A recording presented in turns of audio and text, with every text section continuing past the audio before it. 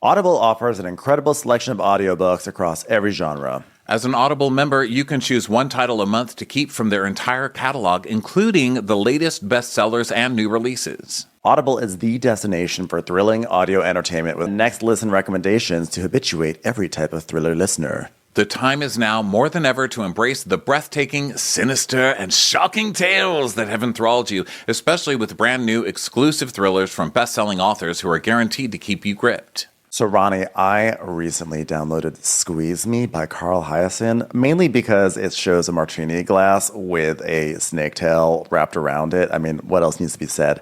And I am very excited to listen to it later today. New members can try Audible free for 30 days. Visit audible.com/Crappens or text Crappens to 500-500. That's audible.com/Crappens or text Crappens to 500-500.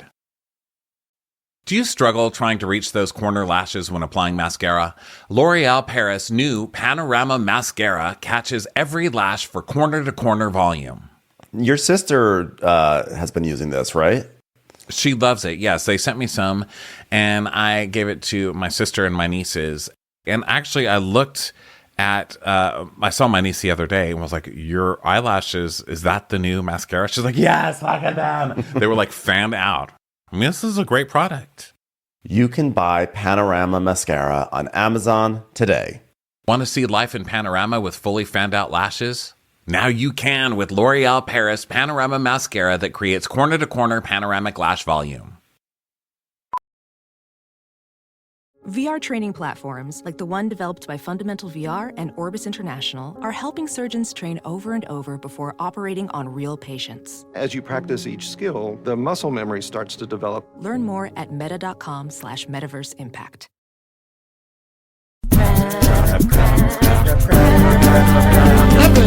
what happens. Who cares what happens when there's so much that happens? Watch what happens. Who cares what happens when there's so much that happens? Well, hello everybody, and welcome to What Crappens, the podcast for all that crap we love to talk about on Yale Bras. Ding! I'm Ronnie. That's Ben over there. Hi, Ben. Hi, Ronnie. How are you? I'm good, babe. I'm good. I'm great. Okay? Good. Because the Lord has risen. It is the day after Easter, everybody. So happy Easter to those who celebrate. And you know what? To those who don't celebrate, still happy Easter, because blessed chocolate. Am I right? Blessed chocolate. Yeah. A holiday based around of chocolate versions of things. I think we can all get down for that. If you can't, I don't care. You can get down for our European tour, which is coming up. We're going to be doing that in May. And also we're going to be in Los Angeles in May for the Netflix Is a Joke Comedy Festival. We're just doing it. I mean, it sounds like huge. Just kidding. It sounds scary because it's a comedy festival, but it's just an intimate little show with y'all. So just come see it. And you can get tickets for all that good stuff. The European tour is London, Dublin, and Birmingham. And you can get tickets for that at watchwhatcrappens.com. And also, this is on video. You can get videos of all of our recaps, Patreon or YouTube. YouTube a week later. Let's go to Patreon. And also, that's where our bonus episodes are. This week, our bonus episode should be, things are always subject to change on this show, but it should be House of the Dragon preview, because we recapped that show on our other show, Winter is Crappening. So, I'm so excited. Ben, what say you today on this fine April the 1st? Well, first, I want to say I'm very excited to find out what is happening with Aegon and Aragon and Ogalan and Agalon and Boogalan on House of the Dragon. Can't wait. I totally remember what happened last season. I know, because we have all the Aegons on this show, and that's coming back around the same time as Jersey, where we have all the Joes. So It's just going to be that time of year where shows come back where all the guys are named the same thing. It'll be a lot of dragons on our screen, that's for sure. So what's going on with me? I'm happy. I'm back in LA. Had a really fun time over in New York, and I have to say, there was a little bit of an Easter miracle last night, which is that we had, in my view, a great episode of Potomac. I thought the first part of this reunion was hilarious. I was cracking up. I felt like it was so good. It was a good reminder of how good this cast is after such a miserable season. And I was happy. I'm happy that this season looks like it's going to end on a high note. Did you like it? Did you like the reunion? Yeah. I mean, look, I always like seeing these ladies, and I feel like they're it's a very good reunion cast in general because they're all pretty good at arguing and fussing about, which I liked. Candace has already quit the show. I guess she quit. That's the story everybody's Candace, sticking to. So it seems like she quit and wasn't fired. So she's out, and so I think and the rumor is that Robin's out. So there's gonna be big changes, and so I found it sad that they're all in black because it's very funeral-y for the cast that once was. It's like their last year, and so this is the final time we're going to see this configuration. Now, not the final time because we get a month of this shit. I can't believe they're doing a 3-parter for this, but that was kind of sad, but it was overall pretty good. Pretty amazing that they can get me riled up over the same old arguments that they've been having for 3 or 4 years. But they can. I was riled. They can. They definitely can. But yeah, this will be this. I had the same thought. Everyone dressed in black. It was sort of like mourning, a flop season. It's like, okay, we had our first flop season, our true first flop season, and now we have to mourn it. So I thought it was pretty impressive that Karen actually came dressed as the fence. I thought that was amazing. Like an aluminum fence. She never specified the kind of fence. She sort of looked like she was popping up from behind a tombstone too. Like there was like an element of, it's like this big gray slab. She looked like the nosy neighbor, just popping up behind the fence. It's like, wow, she really is the fence. Like, hello. And Karen's lip work was amazing. Just her lips constantly moving. She was did they just put in a new size of veneers in there? She was definitely getting used to whatever's in her mouth. Like her lips were going in so many different directions at once while being closed. She was trying to get one very long piece of spaghetti into her mouth. She was trying to get her teeth to stay glued to whatever. I mean, whatever. There were 20 different things going on in her mouth. And it was like amazing. It was like someone had tied a string around both of her lips and then was like pulling it from different directions. It's like her lips had been lassoed. By the way, okay, this is totally off topic, but I did something very strange this weekend, which is I watched an episode of The Amazing Race for the first time in years because I used to love The Amazing Race, and there was like a lasso challenge.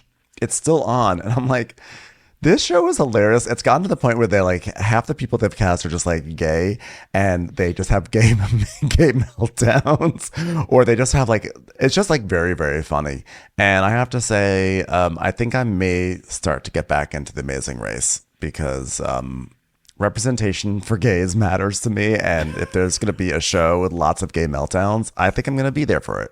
I have this show. I'm subject to enough gay meltdowns. Anyway, that was totally off topic. That was totally off topic and for no good reason. So back to this show. Yeah, Karen's face work, her lip work was outstanding. And I actually, by the way, I also really enjoyed this set. It was like a 80s throwback or early 90s throwback, right? It almost looked like a late night talk show. Was it their hotel? Was it supposed to be their hotel? Did they ever say what it was? I was like, is this a hotel in the DR? No, it wasn't, because it was really bright. They had a lot of bright moments. It was just bizarre because it was a really bright set, but then they were all in black. I don't know. Right. It was like a gallery of their photos. But like, yeah, it was like bright. Oh, it was the gallery of their photos. Right. So it's sort of like art gallery-ish, but kind of like 90s art gallery. Well, it was kind of funny that they were all dressed as their icons from that magazine shoot. But since Neko wasn't there, she was the icon, Karen, the grande dame, because she had her crown. I thought that was kind of funny. Yeah. And Karen had this, she was sort of doing a short silvery haircut, which looked great. I love that. Andy loved it too. He's like, I love that. But everyone looked great. Except, by the way, I did have a comment about Mia. Mia was wearing a dress that had like a sheer strap over her shoulder, but the seam for the strap was on the front instead of the back. So the entire reunion, it looked like she had this big scar across her arm. Did you notice that? I've just pulled up a picture. Let me make it. Oh, of course. I hate Google Images when it's like this huge picture and then you click it and it's tiny and then it's covered with ads. Okay, now how am I going to find this? Or maybe it was supposed to be, maybe that seam was supposed to be on top of the shoulder, but because it was hanging forward, it just looked very bad. So for anyone who saw that, I'm just here to say, I see you. I back you. I see you and I back you. Oh God, this one, damn it. I keep clicking on it. Now it took me to a video on Kempire, who I love. Hi, Kempire. But Kempire. I don't want to watch your video right this moment because we're making one ourselves. Okay, so Mia has like a lingerie kind of cutout dress with, is it a giant bow on one shoulder? There's like a big thing on one shoulder, but then there's like a sheer element that goes over another shoulder. And, I thought the placement of that seam made it look very cheap. Yeah, the sheer material in the dresses I don't love because it always reminds me of an ice skating dress. Yeah. But here we are, and there is no ice skating. I'm really glad I got that out of my system. I was like, ugh, how many more hours do I have to wait before I point out the visible seam in Mia's sheer strap? Setting your alarm early. Okay, so everybody starts arriving, and Giselle's like, who is sitting in the main chair, Andy? Yeah. And he's like, oh, Karen. And she goes, oh, okay, that'll be good. And Andy's like, you guys can kiki. Won't that be fun? And Giselle is not in first chair, which is a shame because she has done so much nothing this year. I know. Really thought that crying because her daughter went to college was going to get her somewhere. But unfortunately, it didn't. Oh, by the way, guess what I get to do this week? I get to take my niece to learn to drive. So I'm going to have my own housewife storyline of teaching the kid to drive. Is it going to be your car or your sister's car? Mine. Wow. Are you okay? Are you ready? Are you going to film it? Yeah, I'll probably film it. Yeah, I've got to have my housewife scene. It's my moment. I just told her if she wreck it really hard so it can be totaled because I don't want a fixed car. I don't want that shit showing up on my Carfax. I was like, here's one thing you need to learn as an adult. When you wreck it, total it. Because otherwise that shit's just on your Carfax. It devalues your car and it's like a blight. Every time you go sell your car, they're going to be like, let me look up your Carfax. So I might wind up in a coma, but at least I won't have a terrible Carfax.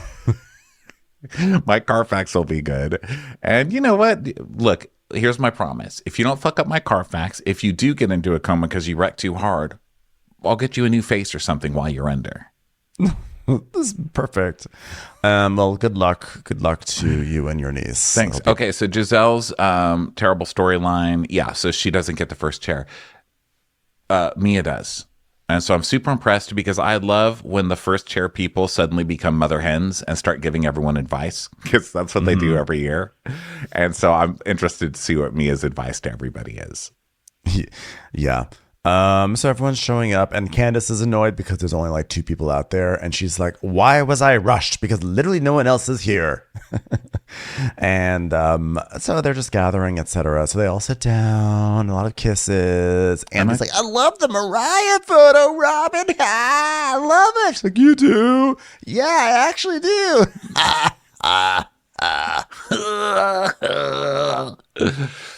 I actually felt for Candace when she was out there and nobody else was there because I think it shows a lot of how Candace feels in this cast, which is the new person. Even though she's been here for 6 years or whatever, I think she still feels, wait, has she been here 6 years? What season is this? 6 years, 6 seasons. She started season 3, I think. Yeah, I feel like she still feels new and they don't accept her as an OG. Well, she's not an OG, but you know what I mean.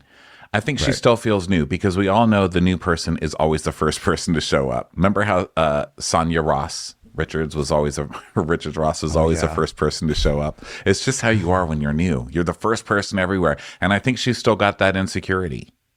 Yeah. Well, she's definitely got that.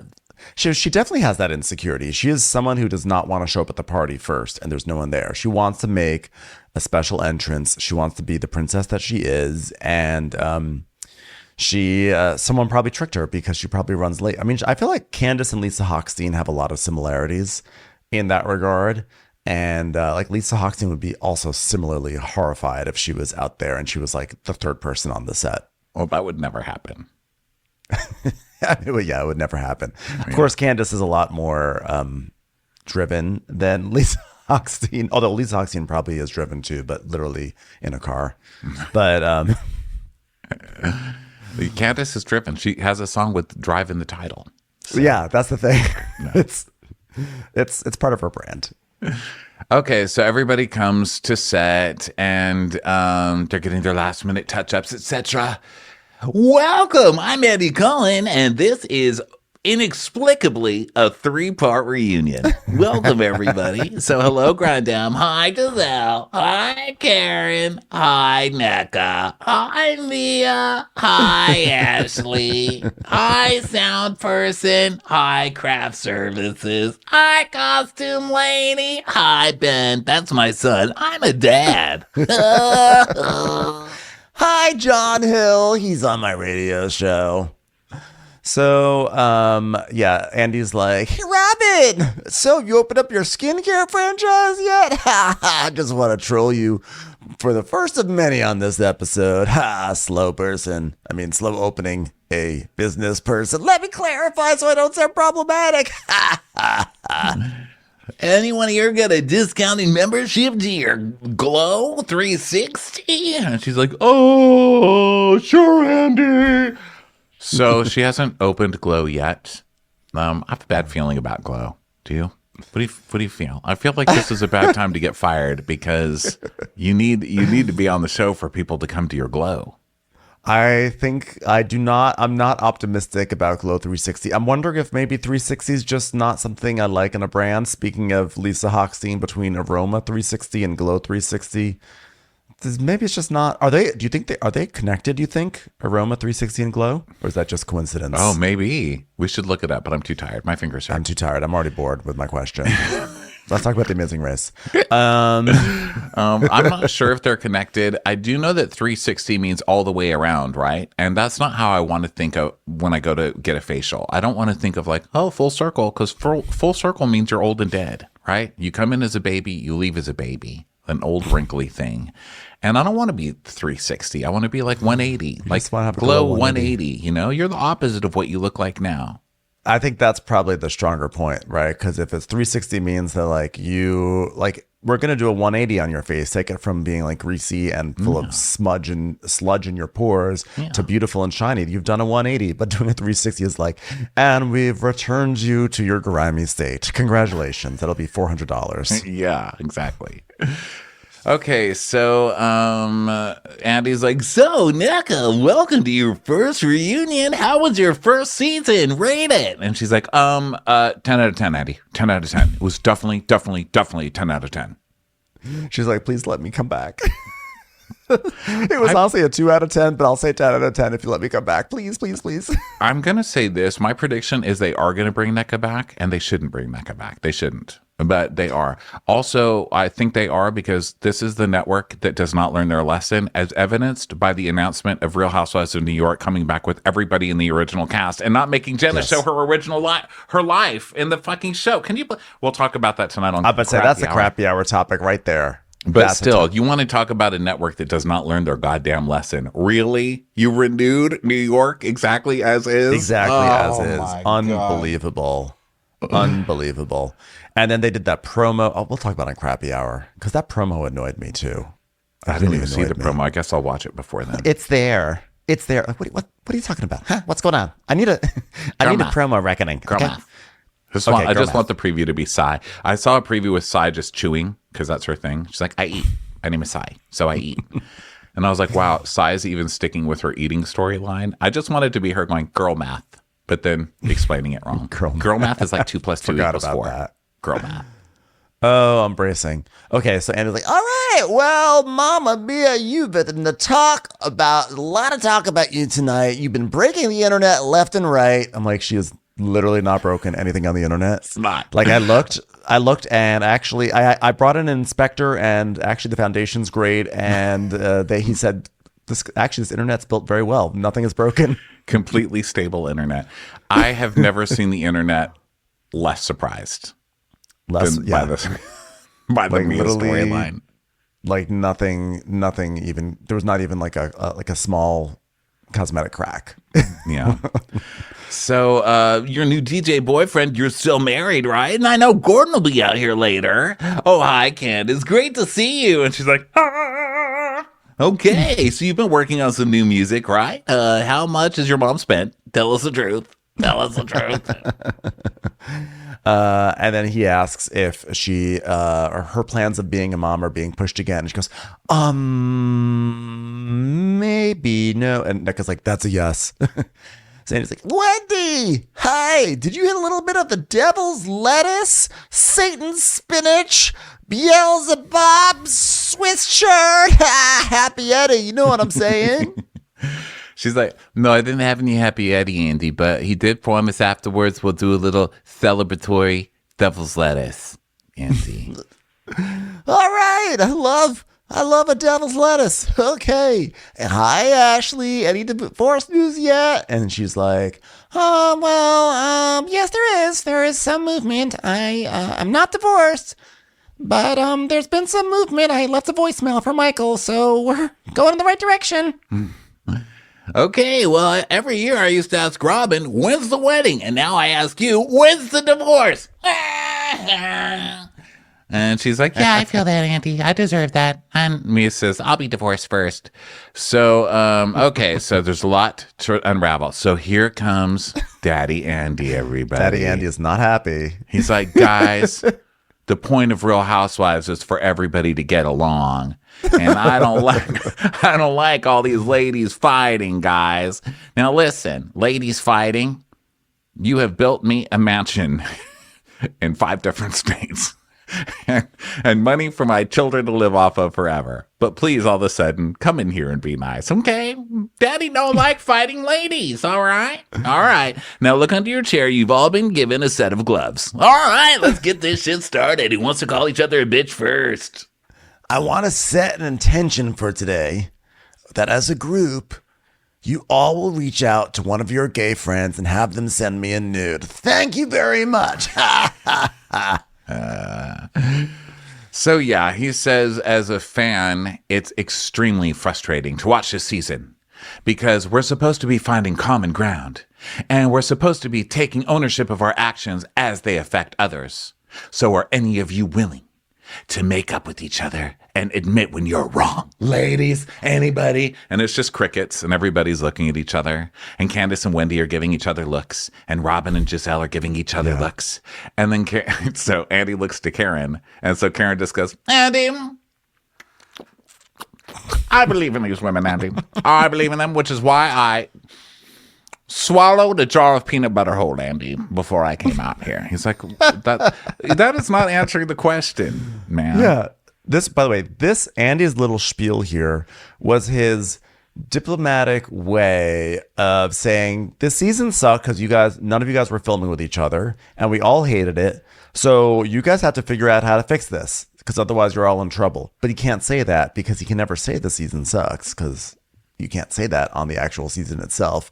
But that's what he basically was saying to them. And he's like, so are any of you guys willing to like move forward because it's fucking everything up, right?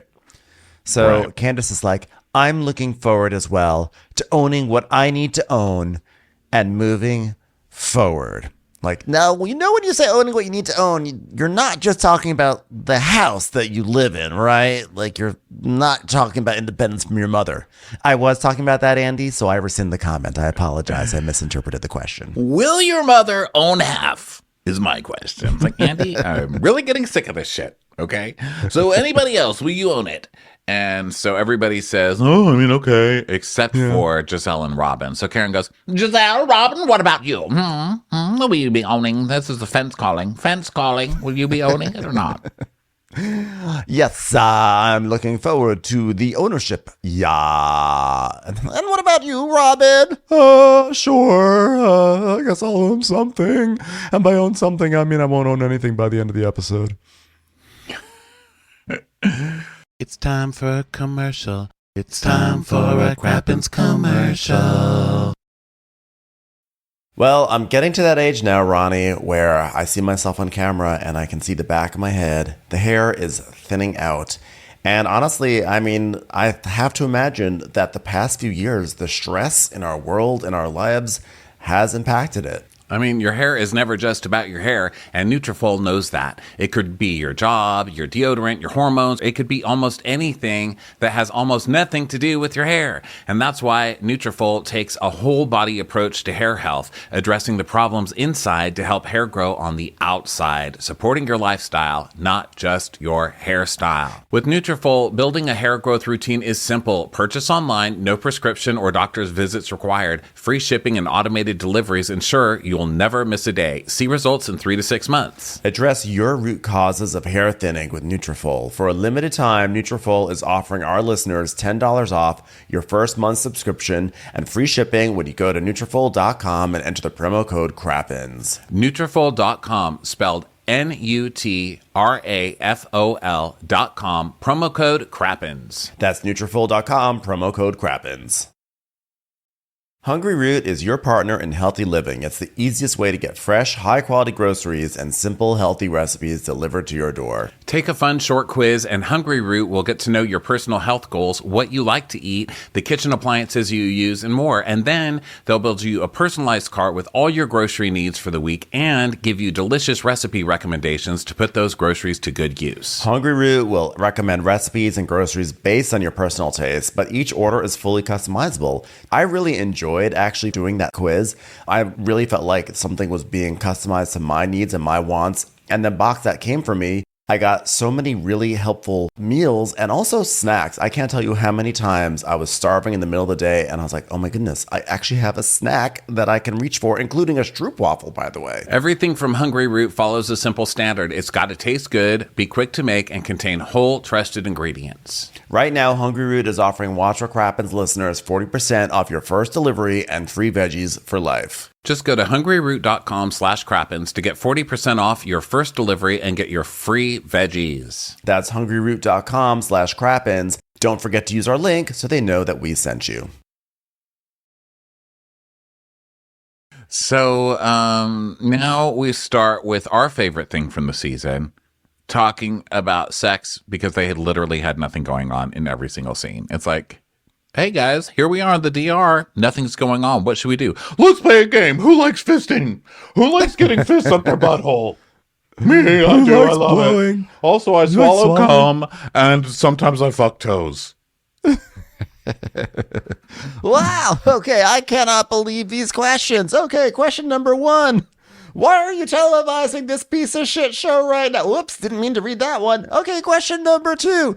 Seriously, why don't you just show 7 good episodes instead of like 3 good ones and 8 bad ones? Oops, didn't mean to read that one. Okay, God, these questions are wild. So it's a lot about spitting or swallowing. Who swallows spooge? How do you stay asleep with a spooge in your mouth and then spit it out later? Etc. Mia says that she swallows the DJ's loads now, except she's mad that they're calling her a DJ, or calling the guy a DJ, because he's a radio personality, okay? And everyone starts cracking up. They're like, okay. So he doesn't have the talent to time records against each other as he fades one out and another in, is what you're telling me. Yes, Andy, he is less talented than a DJ. Yeah. He does know how to make a small statement before Miley Cyrus starts singing the lyrics on her song. He times it perfectly. So Bruno from New Brunswick says, Karen, why did you have to pause for so long when asked how many sexual partners you've had? And she goes, I had to count the wet dreams, Andy, didn't I? I had to count the wet dreams because I asked if they matter. And when Wendy said to me, well, Karen, you can't have wet dreams. Well, I do have wet dreams, and I count those wet dreams, Andy. Each one of these pickets on my fence counts as a wet dream. Just want you to know that.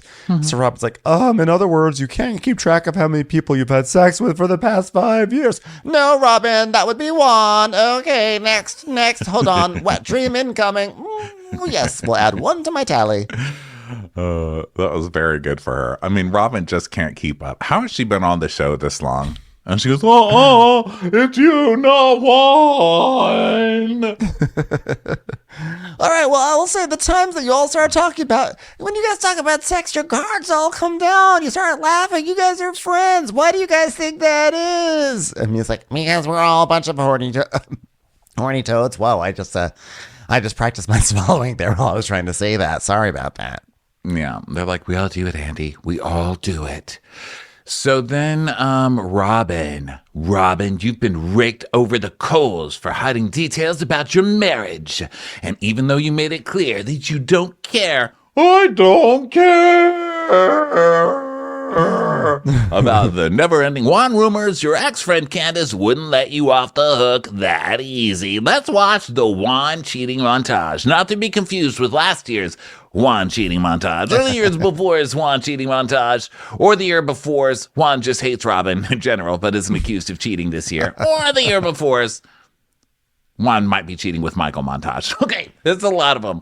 Wow. All right, roll it. So we get Juan's greatest hits from the season, all the everything, and we come back and Andy's like, "All right, so did Juan watch back any of this season?" No, he did not, Andy. All right, well, just to be clear, you still stand by the fact that Juan never cheated on you with the Canada girl or Coach Bree or anyone else, like maybe the person who works at Subway, maybe the person he's with right now. I don't know. Like, so you never cheated on anyone since you got back together. Well, I can't say anything for certain, Andy, because, like, no one can say anything for certain. Am I right? No, If thanks, a tree Robin. falls in the woods, but there's no one to see the woods, are there woods? I mean, Juan is basically Schrodinger's cat, am I right? Is it alive or is it dead? I don't know. And I don't care. But if Juan's penis is in a box and someone rings a bell, does the penis fuck a person? Okay, you're getting You can't have your cake and eat it too. Two things cannot be true. You either have the cake or you don't, but we can never know what it's like to do both. So one of the things I saw, I think Bravo put it out, was like one of the Bravo tweets. And like, finally, Robin is asked questions about her relationship with Juan and answers none of them. Okay, again.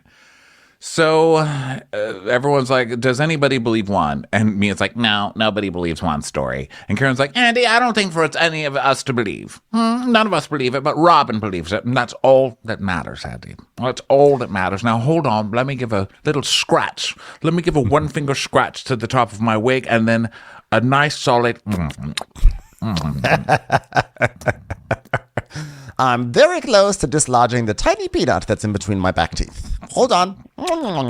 At one point, she literally took her fingers and Yes. pushed her teeth It back was... in. Girl, get them screwed exactly. Yeah, girl, it's called polydent. Come on. in. No, not polydent, where they screw them in, where you get them anchored into the bones of your mouth. but- What is that called? Implants. Like or whatever. implanting, but if they're loose at the reunion, just put some polydent or something. Get some rubber bands, get some scotch tape or whatever, girl. Or just come without it. You know what? I'm ready for people to just be like, you know what? I don't have teeth anymore. Who fucking needs them? So Karen is like, Karen says, all that matters is that Robin believes it. It's like a child at Christmas with Santa Claus. Am I right? And everyone's like, yeah, Robin believes it. That's all that matters. Like, what holiday wish? This is like a holiday special. Like, if you believe it, then it's real. I know. It's like, is anybody going to clap for Tinkerbell? Tinkerbell being Juan's, Dick. Juan's stability in this marriage, or fidelity, I guess I should say. So Giselle's like, can I ask one thing? When he said that Bree's like a beautiful woman, did that bother you at all, Robin? And she's like, No, because the point was if he had been at the laundromat with someone ugly, it wouldn't have been an issue with anybody. Giselle's like, got it. look at me being asking the tough questions there. Now everyone on Twitter can get off my ass. Thank you. And yes, I do like getting fucked up the ass. Can we go back to that season? Can we go back to that question, Andy? Swallowing loads. Robin? Loads of laundry, yeah. So Andy is like, well, do you feel like he was supportive of you throughout filming? And she's like, yeah, he showed up. He answered lots of questions. He was so supportive. And he's like, yeah, but he's not here tonight. I mean, he doesn't have a basketball game. Everyone was like, oh, Andy. And Karen's like, well said, Andy. And Robin goes, Well, he doesn't have a basketball game. That's true. He declined to be here. But that doesn't mean he doesn't support me. It's just, like he does at home. from a different apartment. He supports me. It's just nowhere near me. He supports being away. It doesn't mean he doesn't support me. It just means that a washer opened up at the end of aisle 3. He's got to claim it. And so Karen's like, why is he not here? And Wendy goes, he doesn't know that you're going to be under fire tonight because of his actions. The least he could do as your husband is to stand up behind you and say, baby, you don't have to take these bullets. I can take some bullets for you. I can take them for you. That is what men do. And Robin's like, I don't need that. I'm fine with that. I don't care. But I think Wendy's right. Like, Robin's going to take all this shit for Juan, and he's not even going to show up. He's going to force her to look stupid and then ultimately get fired from the show, partially, because of that. So Andy is like, well, Ashley, okay, you're in a similar position. You're married or are married to a horny golem. So what's going on? What, Michael didn't want to come to reunions? And she's like, correct. He didn't want to be under fire. He didn't want to have all these questions and allegations towards him. But then when I told him to be the same cameraman working here, he was like, be there in a jiffy. So, it worked out. I told him they replaced the cameraman with somebody who does more squats. And he was here in a second, Andy. He's been doing actual hand exercise. He's been using a squeeze ball, Andy, to strengthen his hands. And Andy's like, wow. So Wendy's like, yeah, because that's what husbands are supposed to do. No, they're not. Wendy has this thing where 1 minute she's like, how dare you talk about the husband? That is disgusting that anybody would talk about marriage as the family. I have children. But then when it's someone else's marriage with children, she's like, get him here so we can rake his ass over the coals, Yeah. I mean, look, I think Robin is an ass for not sharing her story. I can't even believe she was brought back when she proved last season she wasn't going to share any of her story by trying to get people to go pay for it on Patreon. But they did bring her back. She's still not going to share her story. Frankly, let me tell you, her story's boring, okay? Here's her story. Right. We all know the story. It's just unspoken on the show. Robin and Juan don't like each other. They probably have an open relationship. They keep it together for the kids. He goes out and fucks people, probably very quietly, because his name is Juan, and he doesn't talk much. That's it. Right. I mean, what more do we need from the guy? Exactly. I think that they must have brought her back because they thought that maybe they would get more of the story, and they didn't. And they're like, okay, this is a mistake. But I don't know why she wasn't demoted to just friend of, at that point. And I have to give it to Robin, even though I really don't like to. Robin tried. She did try this season. She kept bringing Juan on, and she kept trying to have these conversations with Juan to the point where he was yelling at her, being like, drop it. Like he was over it. But she did try, it just wasn't successful. But she did try to have all these conversations with him, and he was like, no. Yeah. So Andy's like, well, we got a lot of feedback about how you don't think it's suspicious that Juan deletes his DMs and messages. Yeah, I mean, he has this weird thing with his phone being cluttered. He hates when his mistresses write all this stuff to him, so he just wants to erase it. Yeah. So, do you have the password to his phone? No, and he doesn't have the password to my phone. Well, yeah, but you're not the one stepping out on the marriage. Yeah, I wouldn't have the password to your phone because you're boring, but I would have the password to his phone because you want to see where the dick pics are pointing, Yeah. No one wants to look at Robin's phone. Like, no one really cares about looking at photos of the embellish inventory. But Juan's, on the other hand, definitely some hotter stuff in there. Why haven't we heard about embellish this season, or have we? It's strange because you would think that the hottest fashion brand in the Potomac area would be top of mind for all of us, but I guess we just forgot about it. She's been spending the whole season doing it. Okay, embellish hats. Let me see. Embellished satin-lined fashion caps by Robin Dixon. Let me see. Well, she's still got her website. I can save 15%. Oh, no. You know what? I know what this is. It says sign up with your email and save 15%, and then you put in your email, and then it goes, okay, you're almost there. Now give us your phone number and you'll save 15%. I hate that they do that now. I'm not giving you my damn phone number, okay? I still don't understand why she named her hat Embellish. Like, I really am like, given that, like, with Juan's history of lying, I just don't think you should name your brand Embellish. Well, but that's why she named it that, because she's had to get so comfortable with lying that... so comfortable with lies that she was like, oh, lies are comfortable. Oh, comfort, hats, embellish. So then Andy asks everyone, like, does anyone have doubts? And Candace was like, well, for me, the issue was never whether or not Juan was cheating. My issue was you kept information about your marriage from the group and demanded that the group share our personal lives. And Rob's like, can you clarify what I demanded? Anything? Yes, the example that comes to mind immediately is in Mexico last year when you accused Karen of not being truthful about whatever was going on in her life. And Karen goes, it defiled me. I think she meant to say it defiled me, but she goes, it defied me. It defied me. So then we see a flashback of that, and Robin's saying, what you should care about, Karen, is people sending us actual pictures of you with the blue-eyed man in Vegas. And Robin's like, yeah, but that was after she talked about Juan holding hands in Georgetown. Yeah, but Robin, there was the blue eyes thing. This wasn't the first time. Okay. Yeah. And she's like, I don't get it because that wasn't going on in my marriage when we were filming that season. But it was because Karen was bringing up those rumors during the season. So that was going on. I don't know. She's full of it. She's not going to tell the truth. Right. And Karen and Candace rightfully call out Robin for having enough of a story that she sold it behind Patreon. Right.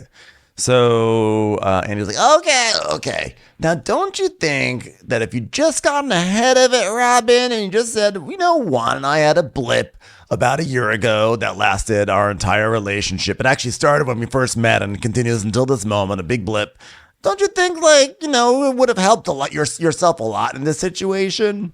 She's like, well, I wasn't thinking about getting ahead of a story. And he goes, well, you said that you thought that someone else was going to bring it up. And then we see a clip of her saying, I was just waiting for Karen to bring it up. That's why I didn't bring it up, because I knew they were going to try and use it against me.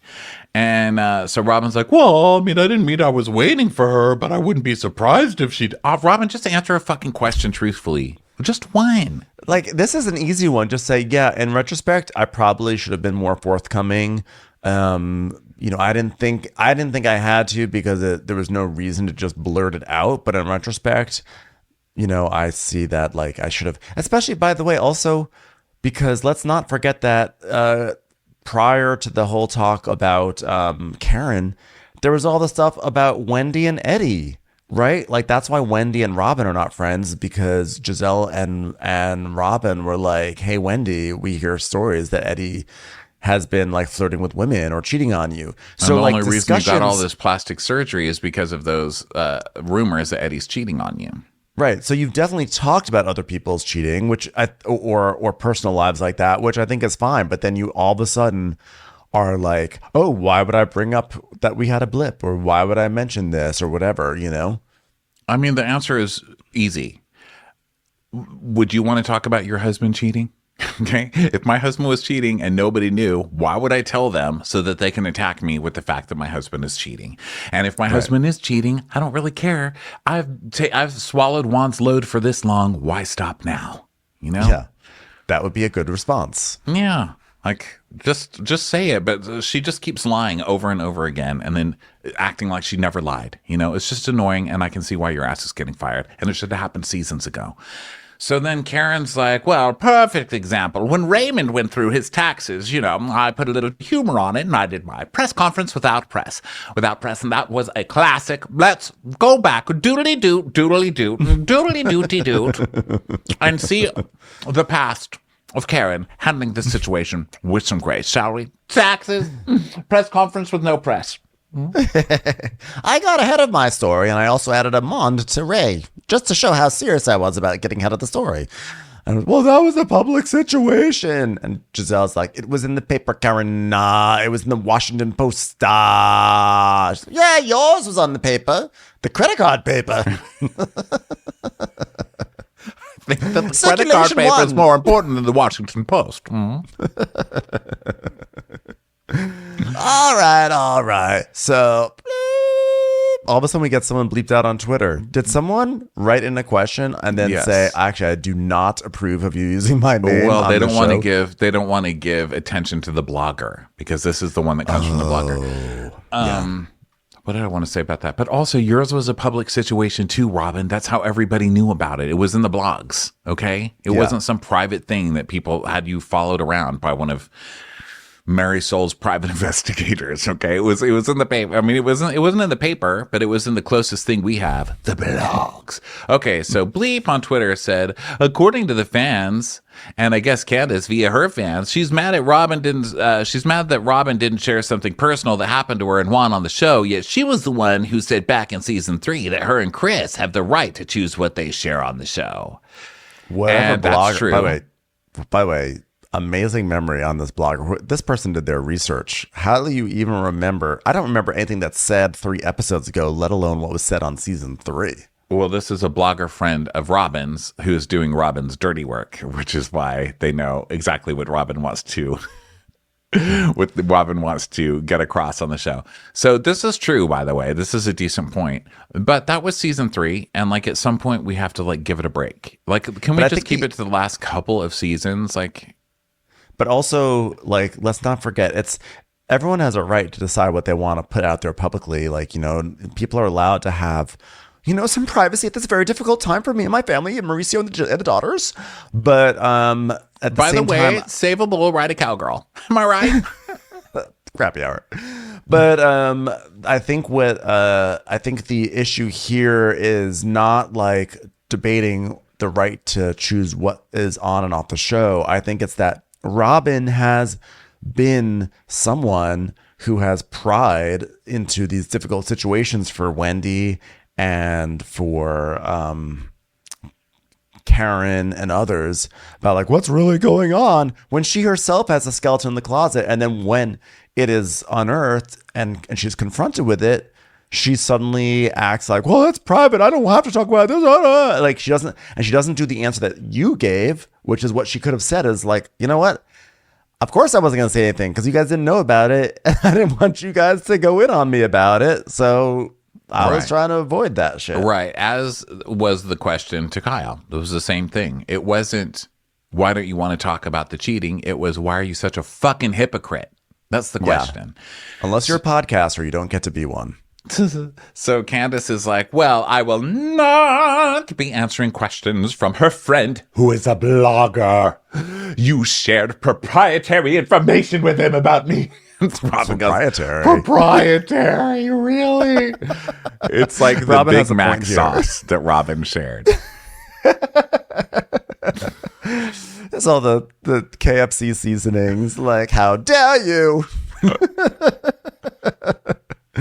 She shared all the notes to drive back. I can't believe it. No one knew it was an amended kickball change that I used in the opening of Drive Back until you told. Candace is so ridiculous too. I love it. She's so dramatic. Like every question, she's like, oh. And as the most tortured, abused person in this cast, Andy, I have to answer. Please hand me a Kleenex, Andy. Commercials. Here comes one right now. Whether you're searching for a home to buy or you're just obsessed with looking at homes for sale, Redfin's got you covered. Redfin updates their listings every 2 minutes and gives personalized recommendations based on the homes that you like, so you can find the home that's just right for you. You can favorite homes, share listings with others, and even schedule tours with a local Redfin agent all in the app. When you're ready to buy, an experienced local Redfin agent can guide you through the whole process, and they know how to help you win the right home at the right price. So download the Redfin app to get started today. So Candace is like, you have shared these proprietary secrets, and hold on, let me find it. So of course, Candace has decided to one up the receipt game on reunions. We had, of course, Monique's binder, and we've had some other big ones, but this one, Candace has poster board demonstrations. She pulls out a full on like 22 by 31 inch sheet with the receipts on it. And her mom really paid for the nice ones because it was the thick styrofoam that it was like she really got the nice ones for this. Yeah. I felt bad for her because, going into this, we know this is Candace's last reunion, and she tried to pull a Monique, and Monique just did it so much better. I mean, this was so sad. Like, these props were completely ignored the whole time. People were just like, oh, God, a prop? Nah, boo. And he's just like, boo. Yeah. You suck. Go home. Yeah, it was way too big. So she pulls out her receipt and everything, and she's like, I was going to bring an easel, but that would have been too much. So Thank you for now holding that back. Thank you. unfortunately, I was going to bring my easel, but that was a proprietary secret that was stolen from me. So Also, Candace, your poster board can't be bigger than you. I mean, they have her reach behind, and then she looks like an ant trying to carry, like a giant sandwich or something. It's humongous. It's too heavy for her. It's like covering her whole face. So she's like, this is Juan. This is Juan on the east side of town, and this is a map. I'm like, oh, geez. And this is the treasure. Candace, I think you've actually just brought out the specials at the local coffee shop. Oh, you're right. I did not mean to, but just so you know, empanadas are $12 today. Okay, let me get the actual poster board. So she says, you put the video of Juan and Giselle talking in this group chat with two bloggers that I know of. And you said, well, I'm going to post this on Sunday. Does this look like someone who's mad and upset? This shit really pissed me off. So you're pissed at your best friend and you're talking to a blogger about it? Because apparently she was mad. I was not following this. I watched it like 3 times. I was like, wait, what is she trying to prove? I guess she's trying to say that Giselle said on the show that No, that doesn't. I'm sorry. What was the point of this? I guess what was the point she was making? Robin was annoyed. She was talking to these two bloggers, and she was talking about how she was pissed off at Giselle at that moment for the talk he had with Juan, I guess on the show or something. Yeah. And so she's confronting her saying, and you got caught talking about your best friend to bloggers. Well, but she's talking about Giselle, who's your enemy anyway. So how's this working in your favor? The props don't work, and the story isn't making enough sense to the audience to really be on your side, I think, with it. Yeah, I actually would have preferred to have seen just a menu from a coffee shop after all. So Andy is like, all right, so coasters prevent ring stains on tables, says. Oh, it's nice. We finally got a PSA in here. Candace, after watching the season back and all the conversations you had with Robin, do you still believe she conspired with Giselle and Ashley to malign Chris in an effort to protect Juan? And Candace is like, I do believe that. Everyone literally boos. It was so funny. They're like, oh God, give it up already. I just honestly, I hate this for Candace. I think Candace latched onto this for her storyline. Like maybe it could have been like a 1 or 2 episode kerfuffle at the top of the season, but the fact that this became her season-long runner, her feud with Robin, I just feel like it's too weak. It's just not. It's just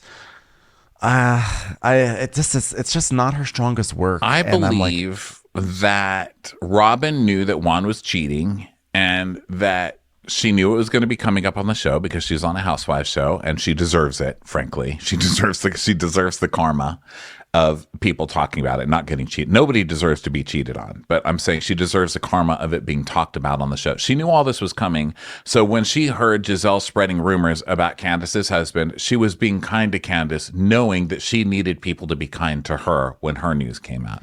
I believe in that way she was being kind of. But that's not conspiring in the same way. But that's not. That's right. I don't think it was that she sat with Giselle and was like, Giselle, you need to come up with this thing so everybody's concentrating on Chris being creepy, and I'll pretend to be innocent in this whole thing. Meanwhile, I don't think Robin thinks that deep. I don't think so. I mean, she doesn't. Have you seen her business plans for Glow 360? Robin doesn't think that deeply. Okay.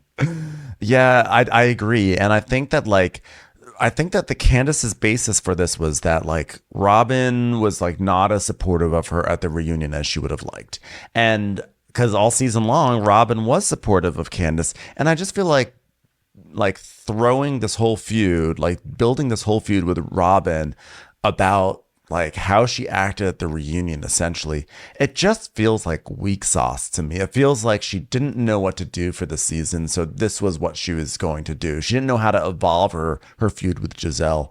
It just didn't have, to me, the authentic grounding of like the feuds that we really care about. And so I've just found it hard to track the feud. I haven't found it hard to understand or care about it. And that was one of the problems with the season, is that we'd have to sit and watch these scenes with them fighting and trying to reconcile. But I'm like, but what are they really fighting about? This doesn't make any sense. It doesn't work. I think it weakened her argument against Giselle too, because her argument against Giselle is so strong. I mean, I can see why she's pissed at Giselle. I don't blame her at all for that. Giselle's full of shit. She did use language that made it sound like sexual assault-ish language. She did use that, which we talked about last season.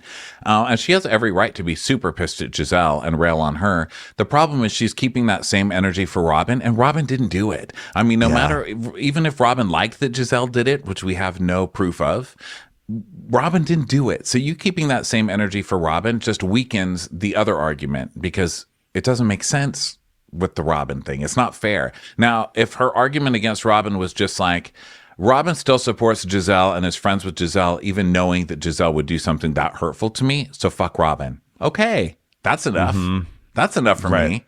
But all of this, like she conspired, I'm with you. It's not. I don't think it's ringing true for anyone. And you can see it, the entire cast. Everyone's like, oh, come on. So then Giselle's saying, Robin's like, look, I told Giselle I was mad at her at that time. So none of this even matters. Like, I don't even know why this is being brought up.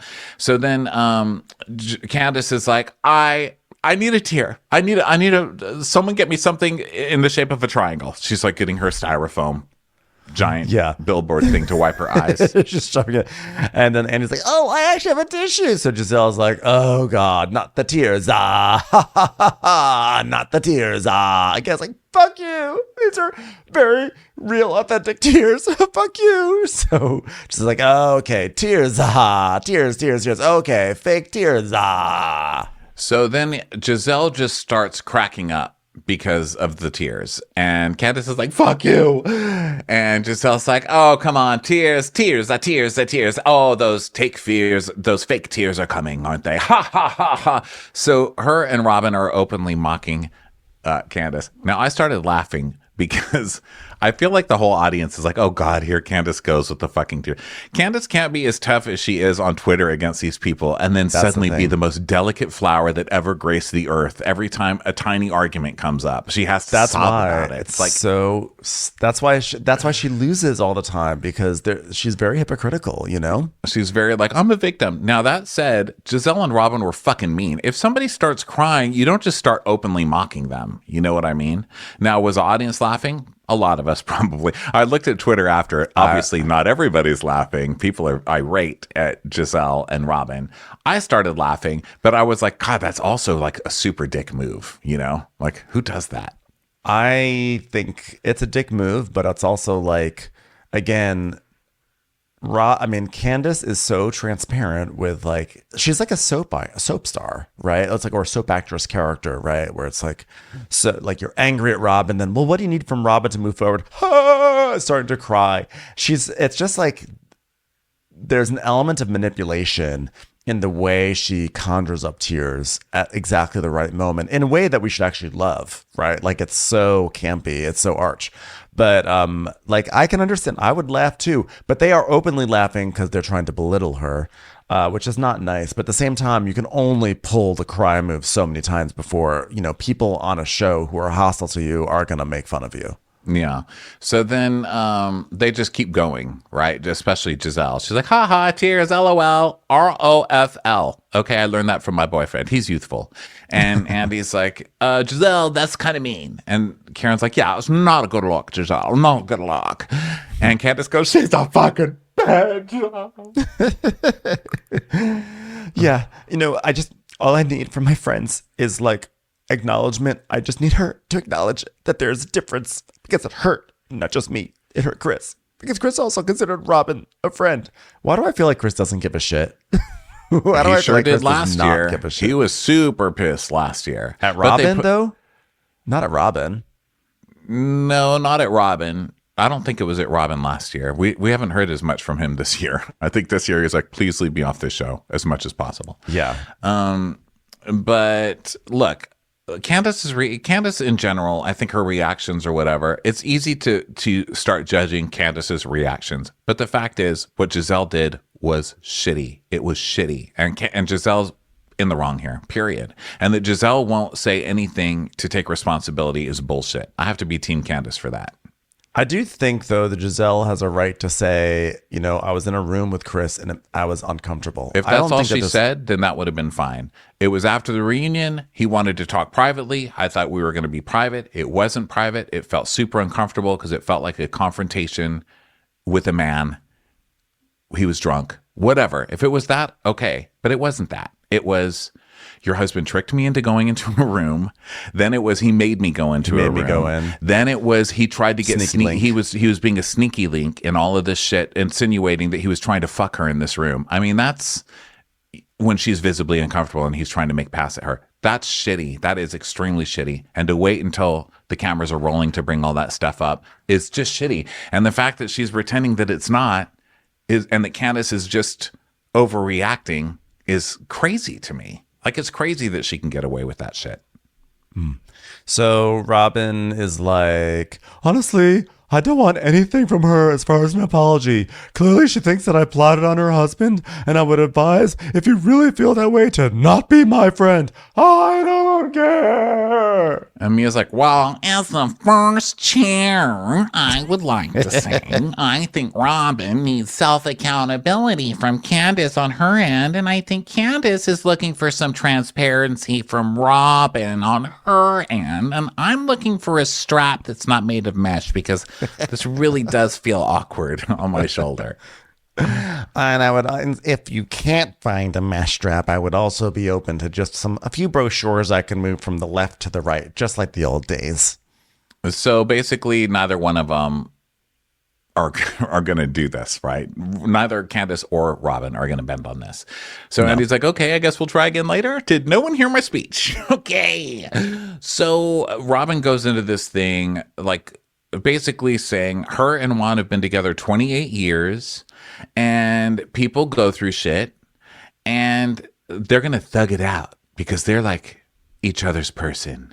And she's like, you don't even know what Juan has been through. You all need to do a 2-hour special on Juan Dixon's life. It's so interesting. Robin, he won't even show up to do this. What are they going to give him a 2-hour special? No, Robin. Stop pitching your projects in the middle of you getting fired, okay?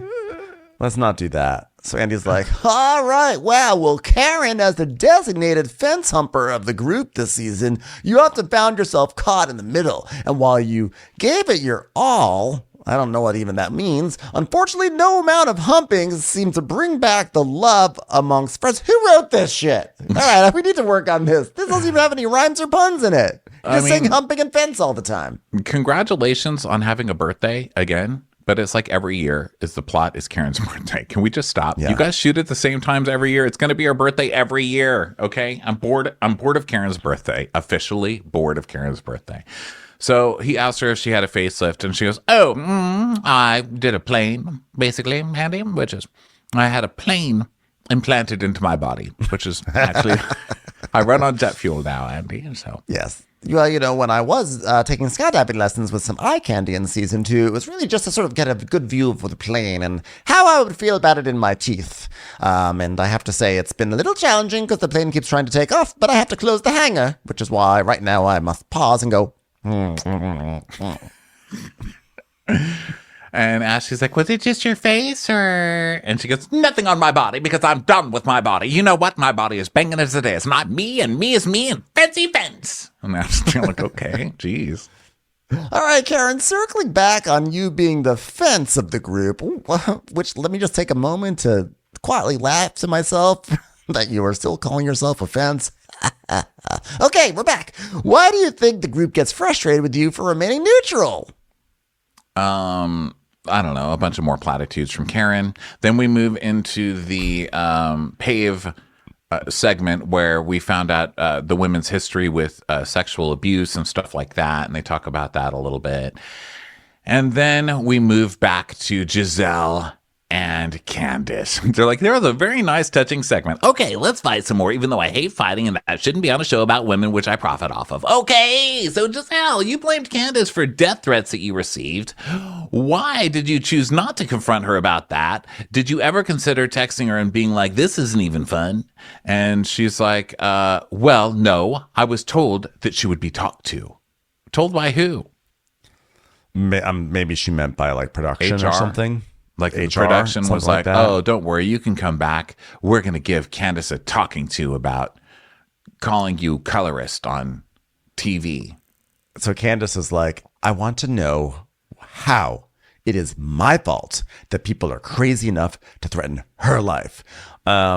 Which, you know, on the one hand, it's true. Like there are people who are totally unreasonable out there on the internet, and like a celebrity should not be held accountable for that. But at the same time, you also know that if Candace were receiving death threats because of, I don't know, maybe something Robin said, Candace would say, and I was receiving death threats and you said nothing. You know, Candace would say that.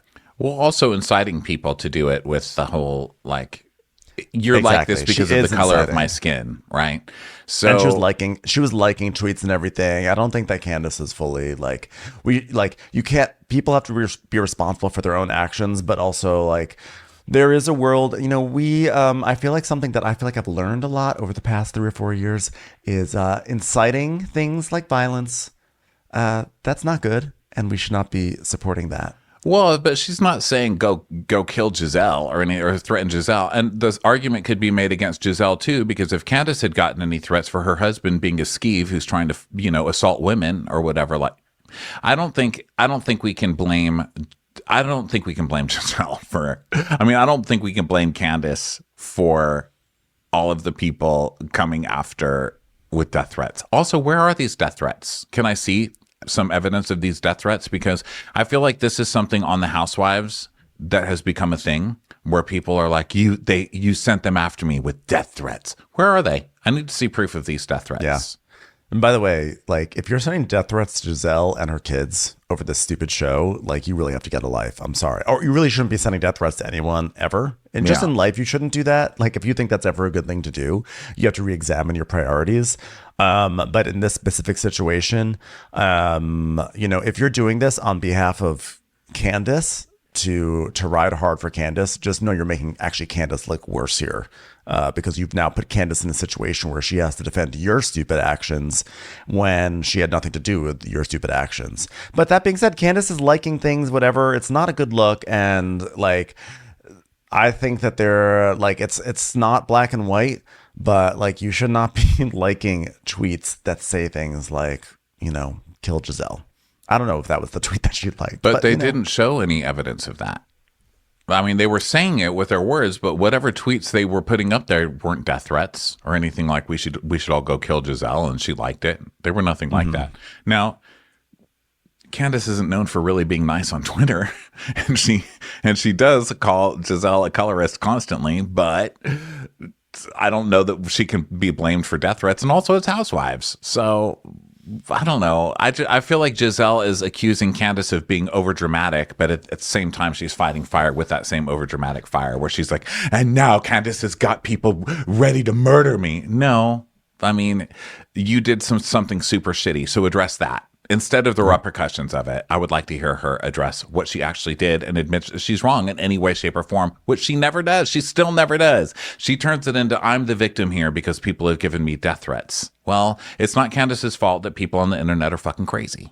So, well, and Candace goes, well, you know, everyone up here has received a form of a death threat in some way, okay? And I think it's dangerous and extremely unfair to conflate me having an issue with her then receiving death threats. I'm like, well, I mean, you may not be the cause of the death threats. You may not have said, go send death threats, but those death threats didn't come because they hated Giselle's, you know, house, right? So Giselle's they're getting into this about it, and so now Candace goes to reach for another poster board, and he's like, hold on, let me ask you this: the people who are tweeting this stuff to her, are you liking the tweets and thumbs upping these tweets? And she goes, I've liked some of the tweets. Yes, I've liked some of them. Yeah. And he's like, okay, so that does involve you. So then the tweet they show says, break it down and sound it out. Candace, a dark-skinned black woman, said that Giselle, a light-skinned black woman, has privilege due to her proximity to whiteness. What does she mean by that? If Candace had made similar claims, it would be taken as seriously. I don't know. I didn't write the whole thing down. That's Giselle's. Yeah. But that's not a death threat. So, of course, if she likes a tweet like that, of course she's going to like that because it's repeating what Candace says on the show all the time, which is Giselle can get away with certain things because of her proximity to white. Like, of course she's going to like that. That tweet seems like a perfectly well-written, thoughtful I think tweet. so, too. Where someone was contemplating, potential hypocrisy of a situation. So I don't know why that would be put up on screen as an example of Candace, inflaming, not inflaming, but encouraging trolls. It seems like someone wrote something that was like, hey, you should consider this situation. There could be hypocrisy afoot. And she was like, I like that. Yeah. So Giselle's like, it's incessant, week after week after week after week. And Candace is like, well, it's no different than her going on her podcast and talking about me. And Giselle's like, oh, please, we've talked about them one time because it was stuff that was in the blogs. I don't believe that. Now, I'm not willing to do the dirty work of actually listening to that podcast because that sounds like a lot of work. But I don't believe that she's never talked about Candace on her podcast except for once. Really? Do you think so? I really don't know. Someone can let us know. Bueller does not believe. Look. Bueller says no. So Candace is laughing and joking and adding sauce to a lie, to a rumor. So then Robin goes, oh, so the screenshots are photoshopped? So I don't know what screenshots you're talking about. The screenshots of your husband's limp penis. I don't care. And it looks like she got Candace on this, right? Because Candace is like, oh, and doesn't speak back. And you're like, oh my God, they got her with limp penis pictures? What's happening? Now, I think what they're talking about is that lady who said that she got pregnant because she was having an affair with Chris Bassett, and then Chris made her get a miscarriage. What a fucking moron. Made her get an abortion or something. And that she had the receipts to prove it, which I don't know how she would have receipts that someone forced her to get. Anyway, the whole thing was nuts. And then she came out with another tweet saying that was all made up. Chris never did that. I'm sorry. And so people were like, well, was she paid to say that? Like, what's happening? But it looks like the lady was just kind of a nutcase and wanted attention.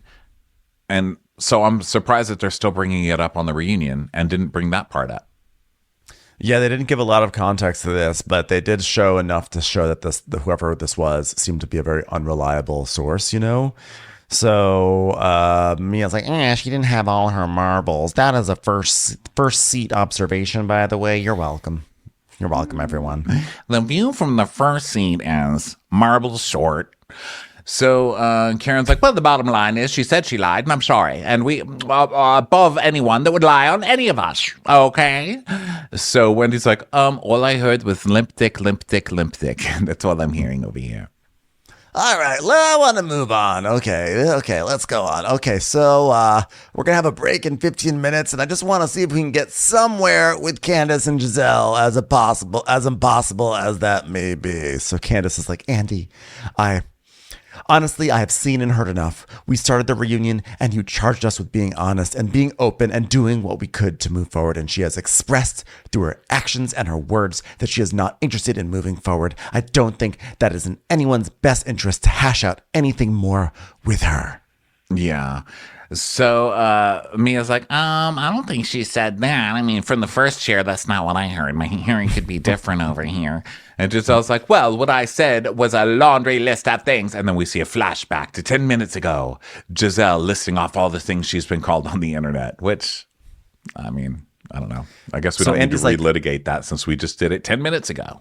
Well, here we go again. Andy's like, okay, well, it seems like you both have said a lot, but is there just one thing that you both can be accountable here to present to the others? So Giselle says, sure, I was informed last reunion. So already that's not a very accountable way of saying something. And I hate that we're rehashing this again, but that you did not like the sneaky link comment, and I apologize for it. I was like, that is the worst way to take accountability. What you should have said was, well, last year, I realized that, in my effort to sort of be a little fun, add little sauce to it, I said the sneaky link thing, and it really came off sounding like I was accusing him of something much worse than I was.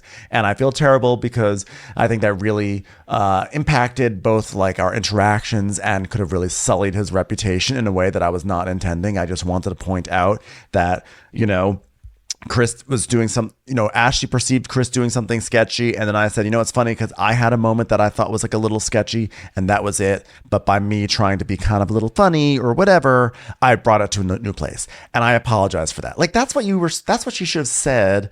But instead she was like, oh, I heard you didn't like when I said that, so I apologize for it. Which is like, even a simple I'm sorry would be better than all that horse shit that she just spewed out. I mean, that was crazy.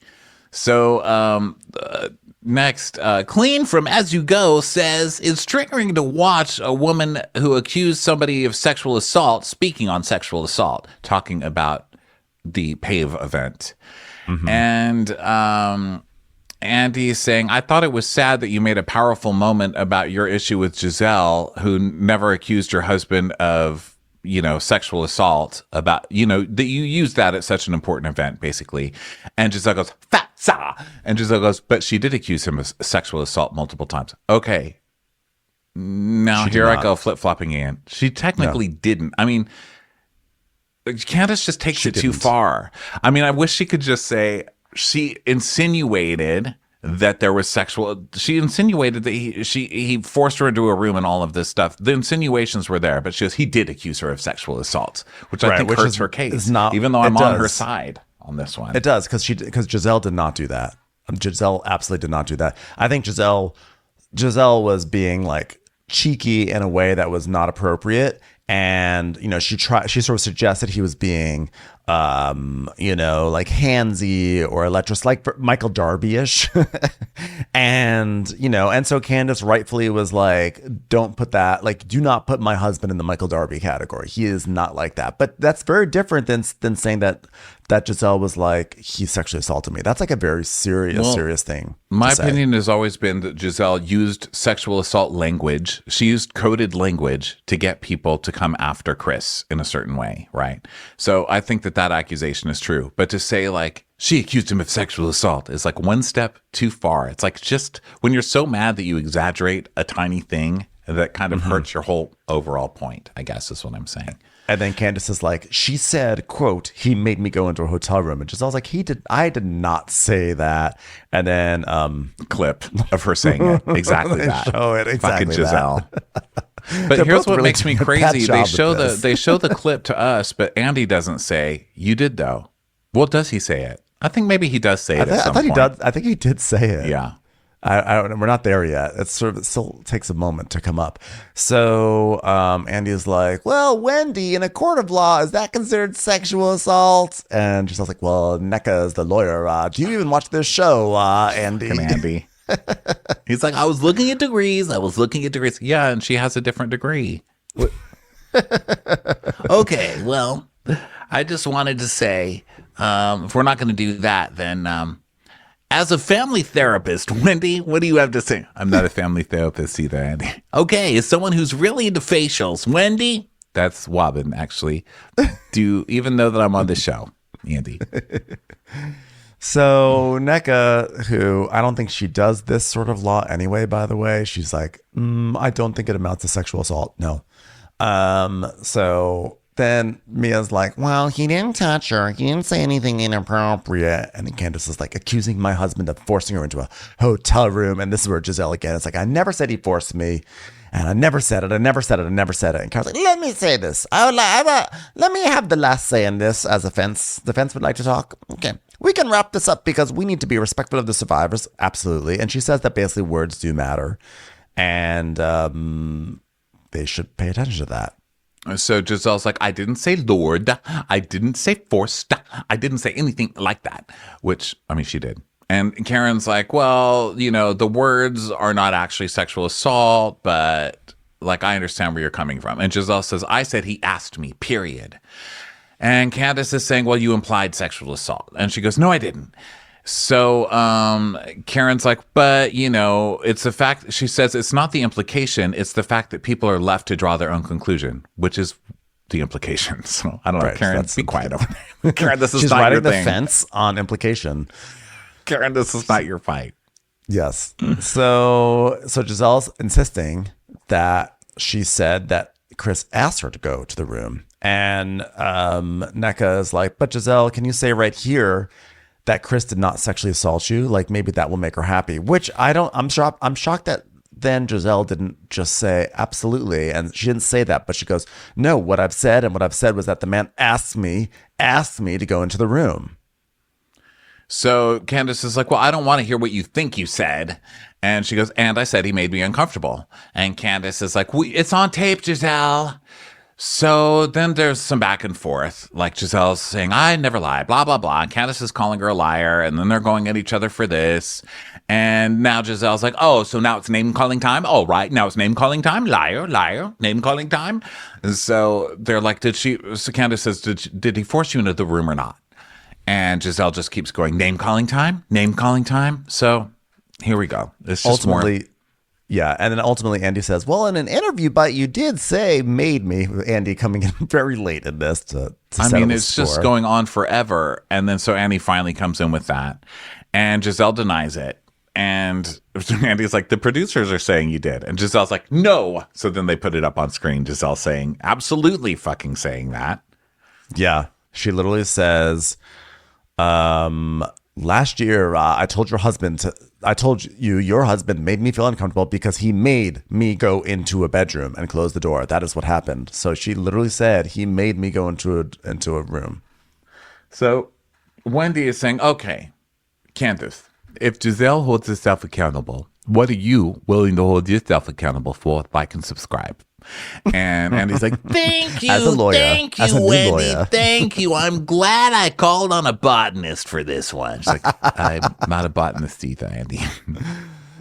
So Candace is like, I can hold myself accountable for the response. It's like, there we go. Accountability inspires accountability. Wendy, you know that as an accountant.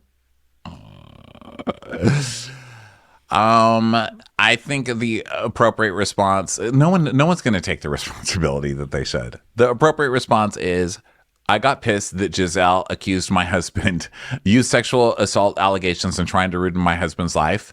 And so maybe I went too fucking hard against her. Okay. If I went too hard, then okay. But it's not okay to do what she did. Okay. Yeah. It's shocking that they didn't have a sit down, because I think like they could have really had actually a heart to heart where Giselle really said, listen, I got caught up. But Giselle won't even admit it at all, even a little bit. That's what I'm saying. Like she should have, Giselle, like it's not cool that people are doing death threats to Giselle and her daughters. And it's not cool. And I understand, by the way, it was a really mean thing when Candace was like, she said something about like you used your hysterectomy for a story and you're white looking, this white looking, whatever.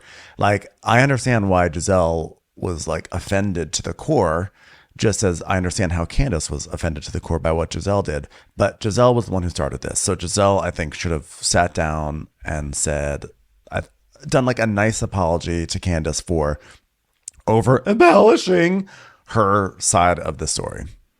So then we see a flashback to Candace exploding at Giselle at the reunion, saying, you sit up here with your privileged white-looking ass and you think you can say whatever the fuck you want and no one's going to bat an eyelash. And so she says she apologizes for using those words to describe her. And I'm sorry that your children have dealt with death threats. And Giselle says, but not randomly, not randomly. And she's like, okay, but I do not take responsibility for the death threats because we have all received them at the hands of things that each of us have said. But I am sorry that you got them. And Mia's like, well, that's what we call in the first chair progress. Am I right, Kara?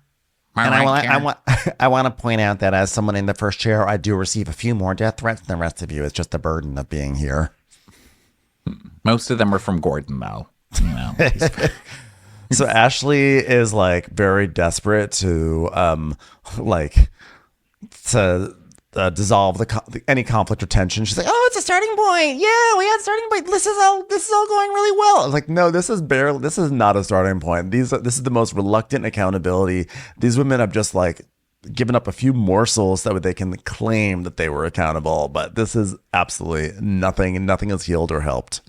Yes. So that's where it's frustrating, So then I have to fast forward through a little bit of this because I can't. So now they have to like say nice things about each other or something. So Yeah. because he's like, Karen, you claim to be neutral. And she's like, well, for what's right. And if something's wrong, then I'm not neutral. I'm not neutral. I'm an angry fence when I need to be. So it's like, well, you're always coming for Robin. What's that about? And she's like, that's something Rob and I do very well with each other. So he's like, Robin, can you say 3 nice things about Karen? Oh, no, she doesn't have to. No, this fence received enough praise from its friends Chainlink and just Chainlink. My best friend is Chainlink. So What hates me? Let's be honest. I'm in a rough place right now with Stone, but so Karen, sorry, and He you're like, prefers "Come to be called a wall. You're still a fence. Let's be honest. So Robin's like, oh, okay. Karen is witty. Karen looks great for 60 or 40 or 30 or 20. Whatever her age, she looks great. And she's a great mother. There you go. I love that they all do that. And she's a good mother. She's also given birth to people. So there's that. I really respect how she keeps a fax machine alive and well in her house and cordless phones. So now Karen has to do the same thing and she can't do it. And she's like, well, she's good friends with Giselle. That's true. She's intelligent. So she really is very, very intelligent. Very intelligent. Although the secret thing is that she's actually dumb as rocks, but only a dumb as rocks person would believe that they were intelligent. That's the irony of calling someone dumb intelligent. She's not intelligent with color choices or fashion at all, really, in any way, or money. She doesn't make choosing a intelligent mate. choices. Nor does she have any sort of analytical capabilities. Nor does she have any curiosity about the world around her, as evidenced by her frequent use of the words, I don't care. But aside from all that, she's very intelligent. And she's very strategic.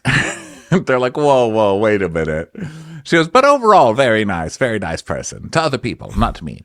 And so Robin's like, Well, wait a minute. Then you tell me this. If your friend, someone that you had a good friendship with, took to social media and went on Watch What Happens Live and repeatedly told the world that you were in cahoots with other people to plot on her husband, would you be okay with that? it's like, oh, God, Robin. Well, that's been done to me, and I'm still smiling with each and every one of you and that stone quote-unquote wall. And Robin, who has been trying to convince everybody that Karen's been cheating for literal years, goes, No, it's never been done to you. shut up, you fucking hypocrite, Robin. Jesus.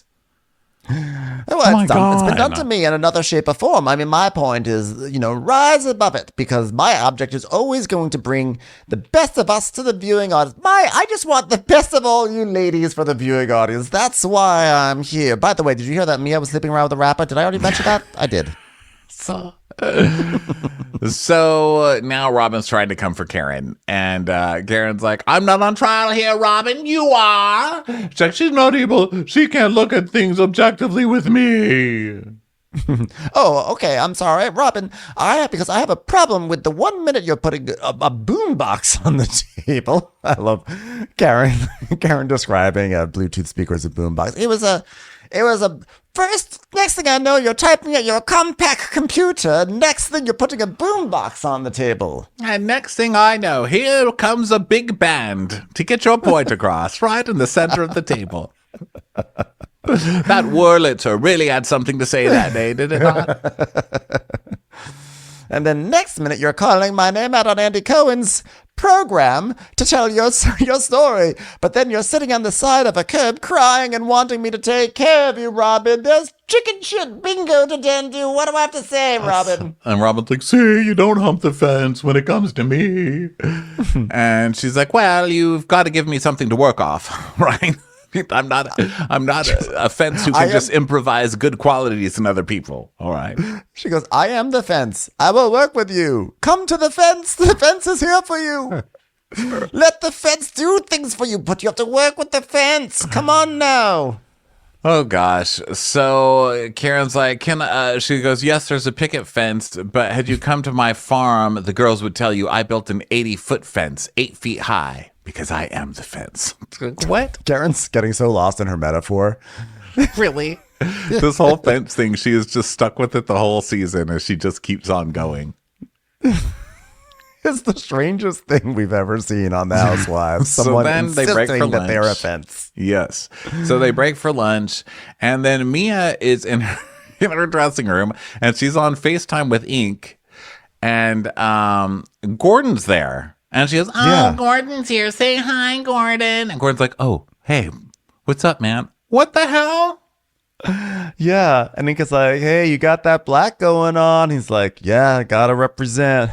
All right, well, I love you, Ink. I'll call you later. Bye. See me in the first seat. Bye. I love you. He's like, love you more, love you. Gordon's right there. Oh my It's so gosh. bizarre. So then they go back to stage and start the Ink conversation. And Mia said that she got a penthouse apartment in Washington, okay? And it's very small, but she's happy, and that's all that matters. And where's Gordon living? He's got an apartment in Charlotte, but he is going to be moving right across the street in his own condo. All right. Well, that's strange. So let's talk about Mr. Ink. You two were high school sweethearts. So why'd you break up? And he's like, Well, he went to Atlanta because he wanted to pursue his career in radio, and I wasn't willing to leave my job because I knew it would lead me to a first seat someday. And at the time, I was still in school, and then eventually the distance took its toll. by the way, why are you telling this story like it's The Notebook or something like that? You know, you guys were in high school and then you graduated high school and you went in two different directions. It happens to like 99% of most people in life. So has she been in touch with Ink the whole time she's been with Gordon? And she's like, Well, here and there, but nothing serious. There was only one occasion that we did talk.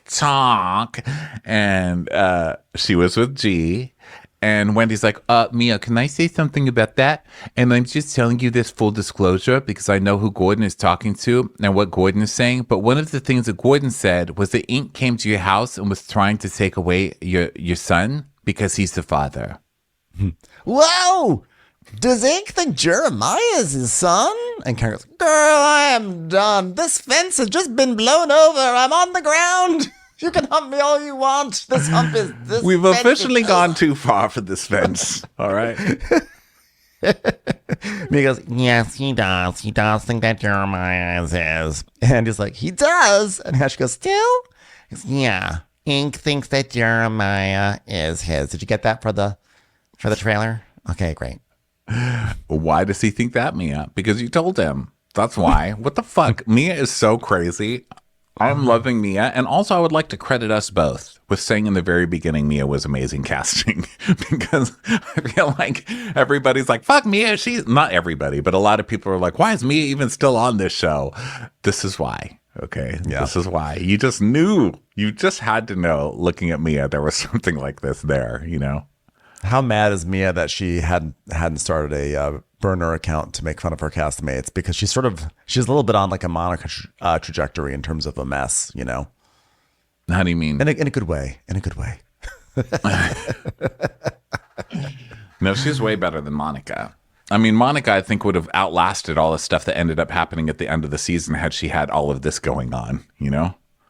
Well, I think Mia's a little bit more savvy than Monica is. Like, Mia knows when to hit the gas and when to hit the brakes. And Monica was just all gas and went over the cliff. Yeah. So anyway, thank you all for listening. That was the end of part 1 of this reunion. Thanks for listening. And we've got a whole week of recaps. So make sure you are subscribed on whatever platform you're listening to us on. And we are going to catch you on the next episode. Bye, everybody. everyone. Watch What Crappens would like to thank its premium sponsors. Ain't no thing like Allison King. Ashley Savoni, she don't take no baloney. Stroll in the park with Caitlin Clark. She's not just a Sheila, she's a Daniela. Itchels. Aaron McNicholas, she don't miss no trickolas. She's never scary. It's the Green Fairy. Jamie, she has no last namey. Hava Nagila Weber. Know Your Worth with Jason Kurth. She's the wind beneath our Jennifer Wing. Sip some scotch with Jessica Trotch. She's always supplying, it's Kelly Ryan. Kristen the Piston Anderson. Let's give a kisserino to Lisa Lino. We want to hang with Liz Lang. Megan Berg. You can't have a burger without the Berg.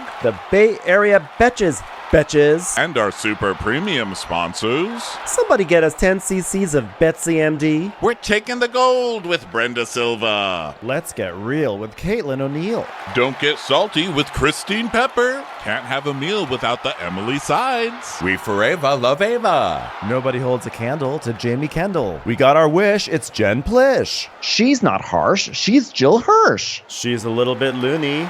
Junie. My favorite Murdo, Karen McMurdo. We love him madly, it's Kyle Pod Shadley. Let's go on a bender with Lauren Fender. The incredible edible Matthews sisters. Give him hell, Miss Noel. She's the queen bee, it's Sarah Lemke. Shannon, out of a cannon, Anthony. Let's take off with Tamla Plain. She ain't no shrinking Violet Kuchar. We love you guys.